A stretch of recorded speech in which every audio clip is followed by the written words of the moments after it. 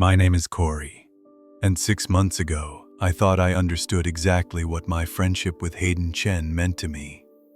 We'd been classmates at UC Berkeley for 4 years, study partners for organic chemistry, lab mates for our senior research project, and the kind of close friends who could spend hours discussing everything from molecular structures to our post-graduation plans without running out of conversation.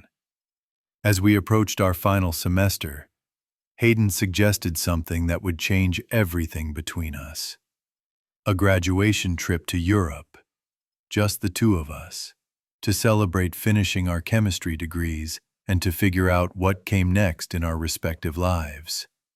Corey, Hayden had said one evening in March as we reviewed applications for graduate programs, what would you think about taking a trip together after graduation?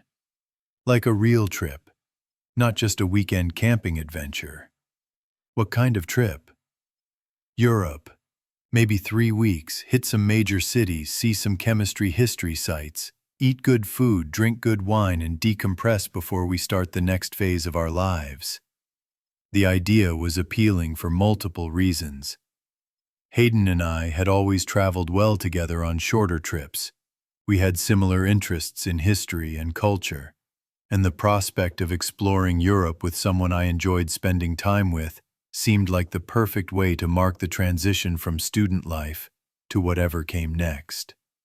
That sounds amazing. What's the budget looking like? If we're smart about accommodations and don't go crazy with expensive restaurants, probably around $3,000 each. I've been saving money from my lab assistant job, and I figured this might be the last chance we have for an extended trip before careers and adult responsibilities take over. Hayden, that sounds perfect. Where are you thinking? London, Paris, Amsterdam, maybe Prague or Vienna. A mix of major cities and some smaller places, depending on what we're in the mood for. And accommodations? Hostels in some places, budget hotels in others. I don't mind sharing rooms if it helps keep costs down. The casual mention of sharing rooms should have been a non-issue. Hayden and I had shared hotel rooms on previous trips, crashed on each other's couches during study sessions, and had the kind of comfortable friendship that didn't require excessive privacy or personal space considerations. What I didn't anticipate was how 3 weeks of constant proximity in romantic European cities would affect my understanding of what I felt for Hayden. We graduated on a Saturday in May, and the following Tuesday we were on a flight to London, beginning what we'd planned as a celebration of academic achievement and friendship. Hayden had researched extensively, created detailed itineraries for each city, and found accommodations that balanced budget considerations with decent locations and amenities. I can't believe we actually did it, Hayden said as our plane began its descent into Heathrow. 4 years of chemistry courses, and now we're free for 3 weeks before real life starts. It feels surreal. This time last year, I wasn't even sure I'd make it through organic chemistry, and now we're both heading to graduate school with funded positions. We made a good team in those classes. I don't think I would have survived physical chemistry without your help with the mathematical components. And I never would have understood reaction mechanisms without your patience in explaining them 15 different ways until something clicked. Hayden smiled, and I noticed the way his dark eyes crinkled at the corners when he was genuinely amused. He was handsome in an understated way that had become more apparent to me over our 4 years of friendship. Intelligent and focused, with the kind of quiet confidence that came from academic success and genuine competence. Corey, I have to admit something. What's that? I'm really looking forward to spending 3 weeks with you, not just because of the travel and the cities, but because it'll be nice to hang out without the constant pressure of assignments and exams. Same here. Hayden, you've been the best part of my college experience. Having someone to share the academic stress with, Someone who actually understands why I get excited about molecular orbital theory. Most people's eyes glaze over when we start talking about chemistry. Exactly. It'll be nice to have conversations that aren't limited to 15-minute breaks between study sessions. Our first week in London established a comfortable routine. We'd booked a small hotel room with twin beds near Russell Square, close enough to major attractions to walk most places, but affordable enough to leave budget for activities and meals.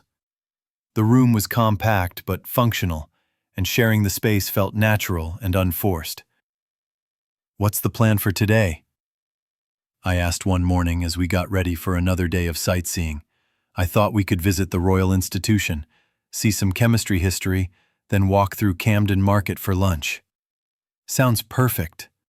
Hayden, I have to say, your trip planning has been incredible. I never would have thought to research the scientific historical sites. I figured we should at least acknowledge our academic background while we're having fun. Plus, seeing Faraday's lab seemed like something we'd both appreciate. As we explored London together, I found myself paying attention to things about Hayden that had nothing to do with our shared academic interests. The way he studied maps and museum exhibits with the same focused concentration he brought to laboratory work. His enthusiasm for trying new foods, and his willingness to navigate conversations with locals in restaurants and shops. The easy way he moved through unfamiliar cities, always curious and engaged rather than overwhelmed or stressed. "Corey," Hayden said one evening as we sat in a pub near our hotel, sharing fish and chips and comparing notes about our favorite London experiences. "Can I ask you something?" "Of course." "What are your expectations for graduate school? I mean, beyond the obvious academic and research goals." "Curious. What do you mean?" "Concerned. I mean, do you think you'll have time for relationships, for maintaining friendships, for anything that isn't directly related to your PhD program?" It was a thoughtful question, and one I'd been avoiding thinking about seriously. Graduate school would be demanding, consuming, and geographically isolating from most of the people I cared about. I don't know. I hope so, Hayden. Our friendship has been one of the most important parts of college for me. I'd hate to lose that, just because we're going to different graduate programs. Realistic. Same here. But realistically, you'll be in Boston, I'll be in Chicago, and we'll both be buried in coursework and research for the next 5 or 6 years. Concerned. Are you worried about staying in touch? Serious. I'm worried about more than staying in touch. Corey, I'm worried about losing the connection we have, the easy way we relate to each other. There was something in Hayden's tone that suggested he was thinking about our friendship in ways that went beyond practical concerns about maintaining contact across distance. Hayden, what are you really asking? Vulnerable. I'm asking whether you think what we have is strong enough to survive the changes that are coming, or whether this trip is essentially a farewell to the friendship we've built over the past 4 years. Ernest. I don't want it to be a farewell. Resigned. Neither do I. But I also don't want to be naive about how difficult it's going to be to maintain this level of closeness when we're living completely different lives in different cities. Conversation stayed with me as we moved on to Paris, where we'd booked an Airbnb apartment in Montmartre with 2 bedrooms and a small kitchen that let us save money by preparing some of our own meals. The neighborhood was charming and artistic, full of narrow streets and views of the city that made every walk feel like a scenic tour. "This place is incredible," I said as we unpacked in the apartment that would be our base for the next week. "I thought you'd like it. Plus, having a kitchen means we can buy groceries and wine and have some meals here, instead of eating out for every single meal." Good thinking. Hayden, you really went above and beyond with the planning for this trip. I wanted it to be special. This might be the last extended time we spend together for a while, so I wanted to make sure we made the most of it. Paris was everything I'd hoped it would be. Beautiful, culturally rich, and romantic in ways that made even mundane activities like grocery shopping feel significant. Hayden and I fell into an easy domestic routine, sharing cooking responsibilities, planning daily itineraries, and spending long evenings talking about everything from our travel observations to our hopes and concerns about the future. "Corey," Hayden said one evening as we sat on our small balcony, overlooking the Montmartre rooftops, sharing a bottle of wine and watching the sunset. "I need to tell you something." "What's on my mind?" "This week in Paris, spending so much time with you, it's made me realize something I've been trying not to think about. Which is that I'm going to miss you more than I should when we start graduate school. More than makes sense for a friendship, even a close friendship." Something in Hayden's tone made me look at him more carefully. He was staring out at the city view, but there was tension in his expression that suggested he was working up to saying something significant. "Hayden, what do you mean?" "I mean that somewhere over the past 4 years, my feelings for you have become more complicated than just friendship, and spending 3 weeks traveling with you has made it impossible to ignore those feelings anymore." I stared at Hayden, trying to process what he'd just admitted. My closest friend, my study partner, the person I'd been spending every day with for the past 2 weeks, was telling me that his feelings for me were romantic rather than just platonic. More complicated. How? Vulnerable. More complicated, like I'm in love with you, and I have been for at least a year. And traveling with you has made me realize that the idea of losing you to distance and graduate school is breaking my heart. The admission hung between us in the warm Paris evening air, honest and vulnerable, and completely changing the context of our entire trip. "Hayden." Earnestly. "I know this complicates everything. I know it might make the rest of the trip awkward. And I know it doesn't change the practical realities of us going to different graduate schools. But Corey, I needed you to know, because keeping it to myself was becoming impossible." I looked at Hayden in the fading light, this person who'd been such an important part of my college experience, and realized that the feelings he was describing weren't entirely one-sided. Thoughtful. "Hayden, can I ask you something?" Openly. Anything. Direct. When you planned this trip, was part of the motivation wanting to spend extended time with me to figure out what you felt? Honestly. Yes. I thought 3 weeks of constant proximity would either help me get over these feelings or confirm that they were real and significant. Eagerly. And what's the verdict? Sincerely. The verdict is that they're definitely real and significant.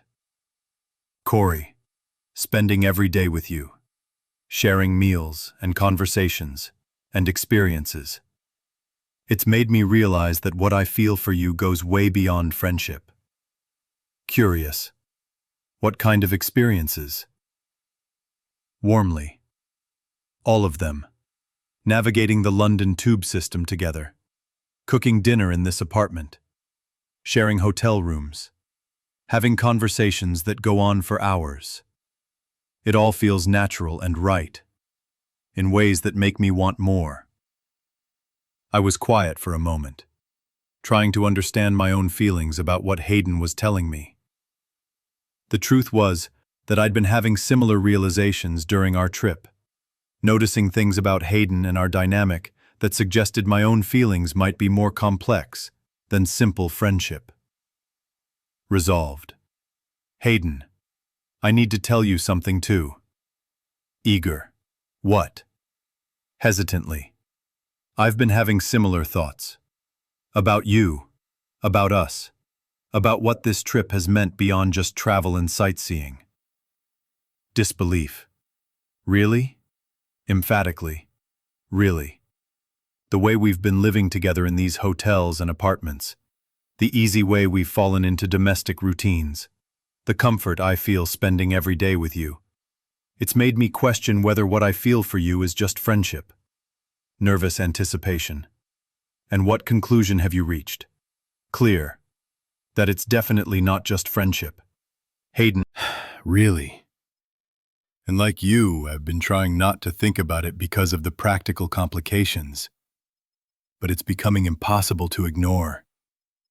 So what do we do about it? I don't know. But Hayden, I think we should figure it out together, instead of just avoiding the conversation. When Hayden kissed me that evening on the balcony overlooking Paris, it felt like the natural conclusion to weeks of growing awareness and months of suppressed feelings. He tasted like wine and possibility. And when we broke apart, I felt like everything about our relationship had suddenly clicked into focus. How was that? Hayden asked, his forehead resting against mine. Content. Perfect. Like something I've been waiting for without knowing I was waiting for it. Good. Because I've been thinking about kissing you for months. Teasing. Just months? Okay. Maybe longer than months. We spent the rest of our evening in Paris, talking about the feelings we'd both been hiding. The moments when we'd almost crossed the line from friendship to something more, and what it might mean for our future together. Hayden, I said as we prepared for bed. Separately, but with new awareness of the possibilities between us, what happens when we get back to California? What do you want to happen? I want to see if we can make this work, the relationship part, I mean. Despite the distance and the graduate school complications. So do I, Corey. What we have feels too important to just abandon because of practical challenges. Even if it means long distance for the next several years? Resolutely. Even then. What we've discovered this week, what we've built over the past 4 years, that's worth fighting for. Our remaining time in Paris took on a different quality after that conversation. We explored the city as a couple, rather than just friends, holding hands as we walked along the Seine, sharing intimate conversations over dinners that felt like dates, and gradually becoming comfortable with the physical affection that came with acknowledging our romantic feelings.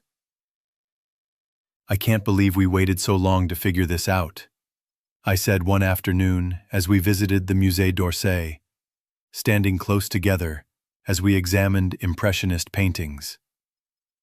I can't believe we were both feeling the same thing, and were too afraid to say anything. Are you glad we figured it out now? Or do you wish we'd had more time to explore it before graduate school? I'm glad we figured it out now, Corey. Even if we only have a few more weeks, before we start long distance, at least we know what we're working toward. And what are we working toward? A future together, once we're both finished with our degrees. The chance to build something permanent once the academic constraints are behind us. Our final week in Amsterdam was spent as an officially committed couple, staying in a charming canal-side hotel and enjoying the relaxed atmosphere of a city that seemed designed for romantic walks and intimate conversations. Hayden, I said one evening as we sat beside a canal sharing beer and watching boats navigate the narrow waterways. I need to ask you something. What's on your mind? Are you nervous about trying to maintain a relationship across distance? About the challenges of graduate school and research demands? Terrified. But, Corey, I'm more terrified of the alternative. I'd rather try and fail than spend the next 5 years wondering what might have been possible between us. Same here. Though I think we have some advantages that most long-distance couples don't have. Such as, We already know we work well together intellectually. We have compatible work styles, similar academic goals, and we've proven we can support each other through stressful periods. True. Plus, we both understand the demands of graduate school, so we'll be patient with each other about time constraints and research pressures. And we're both committed to academic success, so neither of us will resent the other for prioritizing schoolwork when necessary. Corey, I think we can make this work. It won't be easy, but what we have feels strong enough to survive the distance.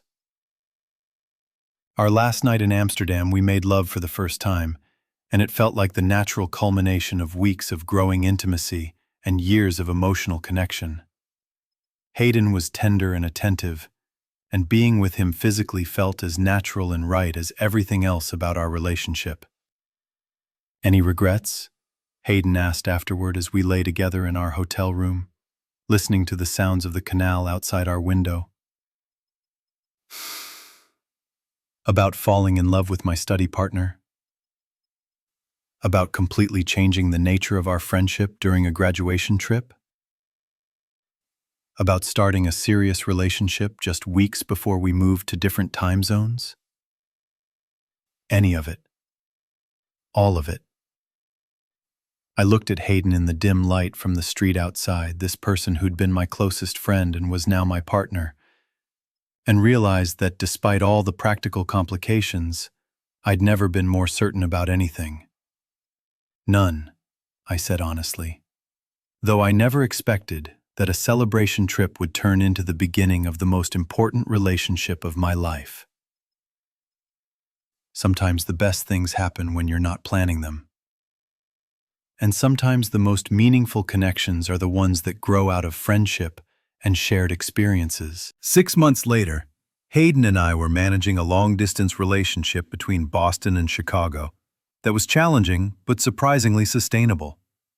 We video called most evenings, visited each other monthly, and maintained the kind of emotional intimacy that made the physical distance feel manageable. Any regrets about the Europe trip? Hayden asked during one of our evening calls, a question that had become part of our routine. About the trip that made us realize we were in love? About the 3 weeks that changed everything about our relationship? About falling for someone who's now 1,000 miles away? Any of it? All of it? I looked at Hayden's face on my laptop screen, this person who'd become the most important part of my daily routine, despite being in a different city, and marveled at how completely right our relationship felt, despite all the logistical challenges. None, I said. Hayden, you're worth every hour of travel time and every difficult goodbye at airports. Same here. Corey, I love you. I love you too. And I can't wait until we're in the same city again.